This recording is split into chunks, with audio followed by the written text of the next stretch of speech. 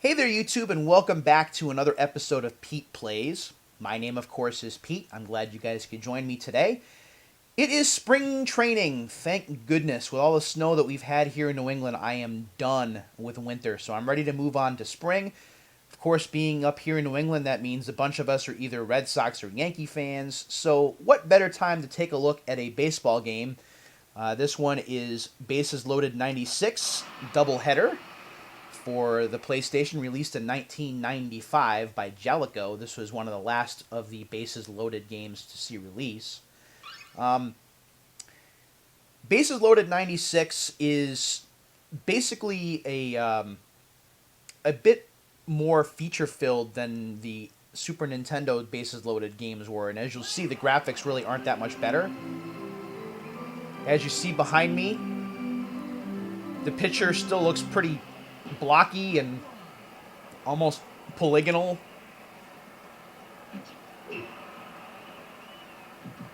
But there's some neat things the camera does. It zooms out or pans out when the ball is contacted, so that's kind of neat. I'll be playing a game here in a second, or a couple of innings, to show you what the game looks like in general. Bases Loaded 96 is fairly common to come across. It only should run you between $3 to $6, depending on whether you want it loose or maybe in a long box. I paid $6 for the long box version. Yeah, it's very easy to pick up and play. Still in the era of baseball games that were more accessible than sim-oriented, unlike today's baseball games, which are a lot more simulation-oriented and a lot more difficult for newer players or lesser skilled players to get into. So we're going to go ahead and get started. Although, I might let you guys check out the FMV if you want to see it, because it's epic. So we have our baseball player behind me getting ready to throw the first pitch. Of course, Stats Incorporated is giving us all of the numbers for each player. Bases Loaded 96.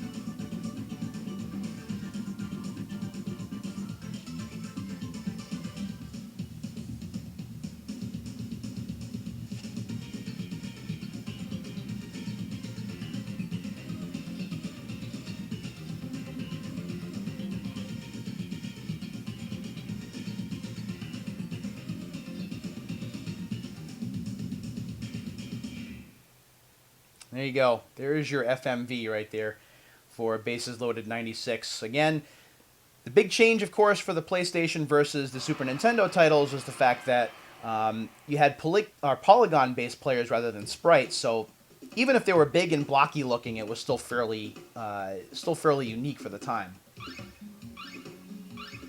So let's go ahead and start an exhibition game.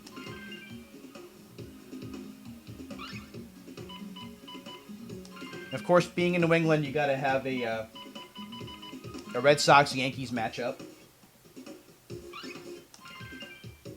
And we'll have this take place at Fenway Park, but of course, we can't call it Fenway Park because the name isn't licensed in this game.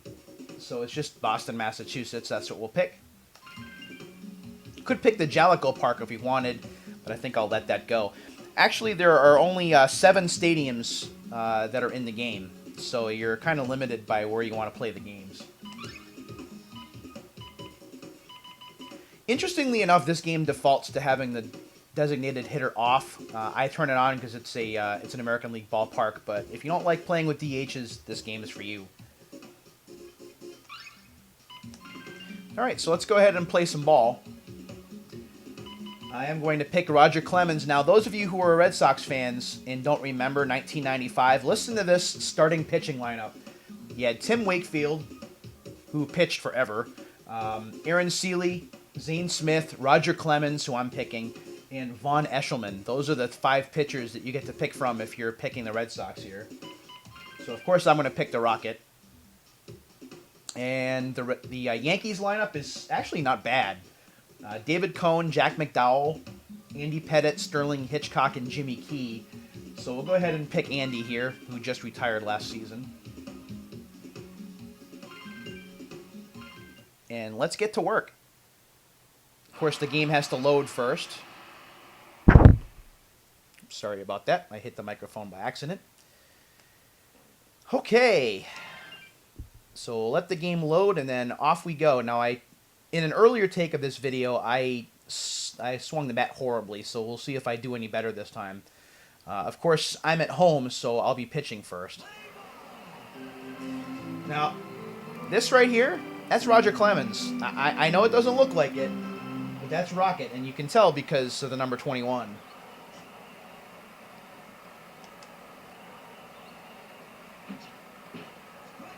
So there's a strike to start the game. Here in the lower left-hand corner of the screen, you can actually see a stamina bar for the player. You get your balls and strikes in the lower right-hand corner. There's a diamond that shows you where the runners are, and then, of course, the score display in the upper left.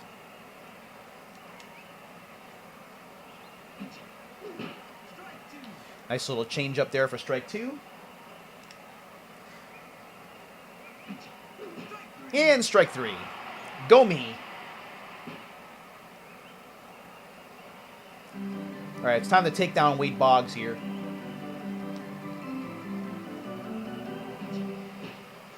And there's a 91-mile-an-hour heater.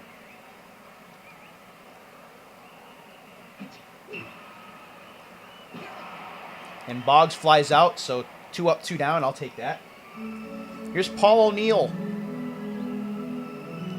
Paul O'Neill, of course, not only a great Yankee, but I remember his role in Seinfeld when he had to hit 3 home runs in one game. That was pretty funny stuff. 3 up, 3 down. So I did kind of what I did when I did the first take of this video, and I set down the Yankees in order. Now let's see if I can make contact with the ball at all. In 6 at-bats last time, I was only able to hit the ball once.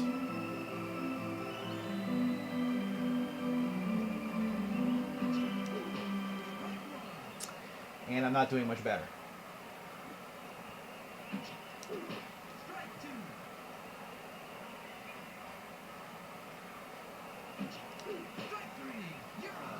You'll see me duck my head a lot because I don't think I'm going to do very well. All right, John Valentin.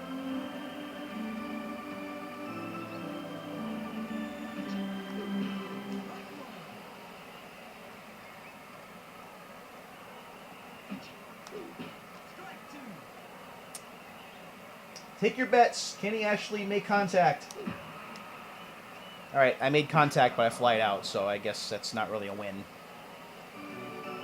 Here's Mo Vaughn, who doesn't look any different than any of the other players.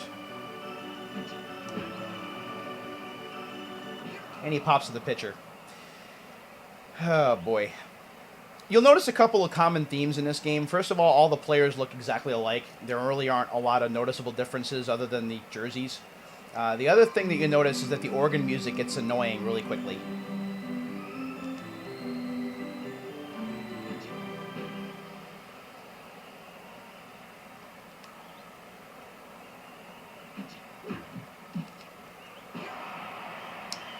Fielding, for the most part, is pretty easy. If you're new to the game, you can turn it on auto so that the computer can help you out a little bit.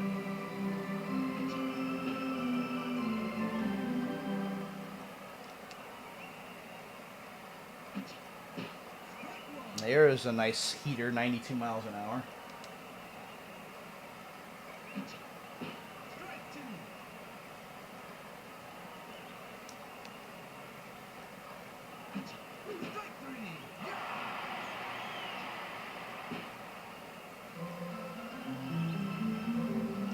Don Mattingly.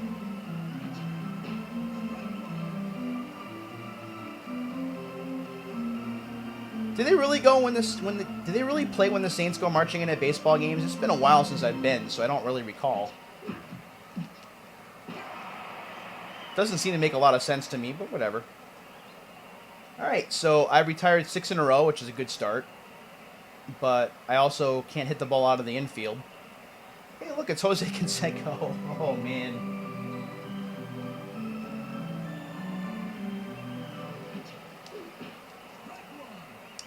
Jose Canseco really didn't have a lot of good days with the Red Sox when he was here. Here's a fly ball. If I remember right, didn't a fly ball go into the bullpen off his head or something? I think that's what it was. I don't know.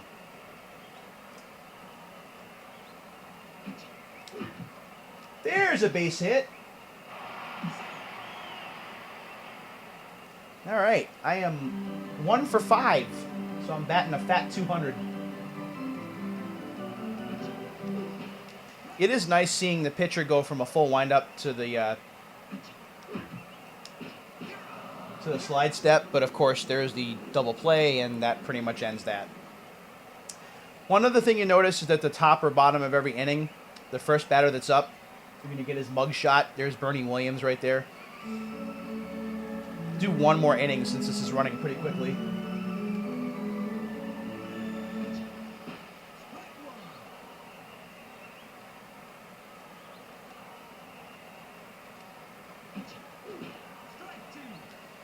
Apparently working batters inside works really well.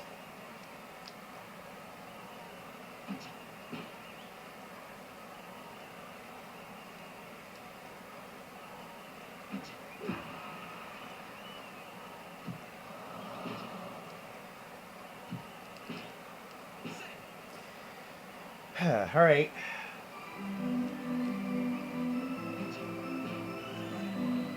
That's actually the first time I've given up a hit to the computer, so now I feel kind of bad.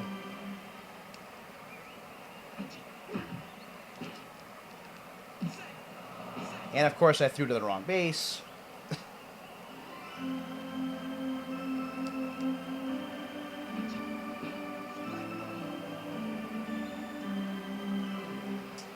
Hope you guys are keeping count of how many times each organ piece plays.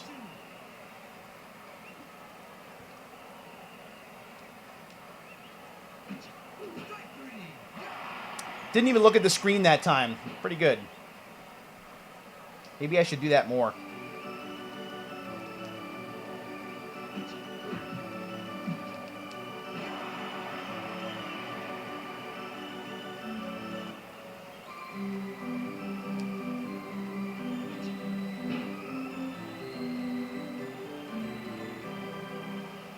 Really?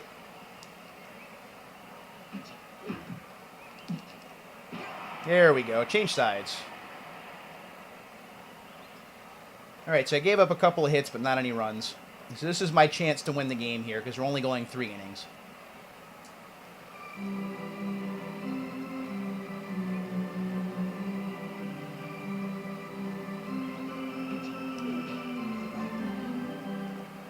This isn't looking good. I think I might have to wait a little longer.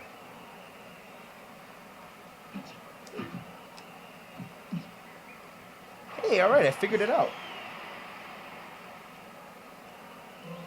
Of course, with Luis Alicea, I'm not thinking I'm going to do too well.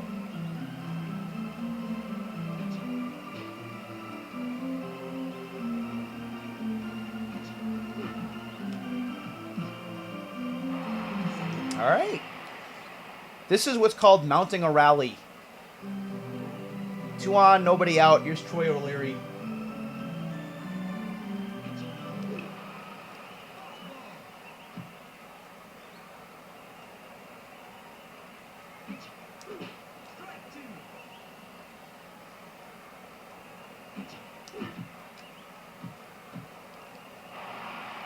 All right.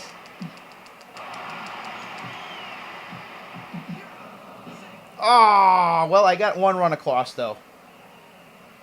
And I only have 1 out, and a runner on third. This works.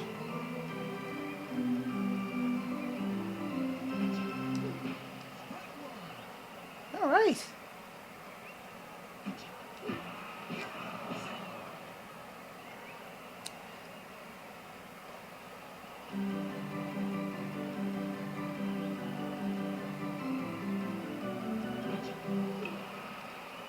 That's all right. I scored 1 run, and that's what's important.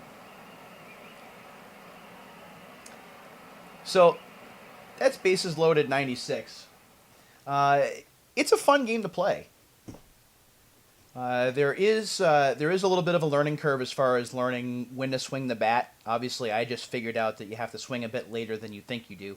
But the pitching is pretty easy to learn. There's nothing overly complicated about the controls, and that's what makes it really friendly for people that want to play baseball games but don't want to deal with a lot of intricate controls and things that are confusing. Of course, those of you who haven't seen a long box game before, this is what it looks like rather than just the standard CD case. On the inside of the game, you get the manual, and you also get this little foam thing here to keep your disc from moving around.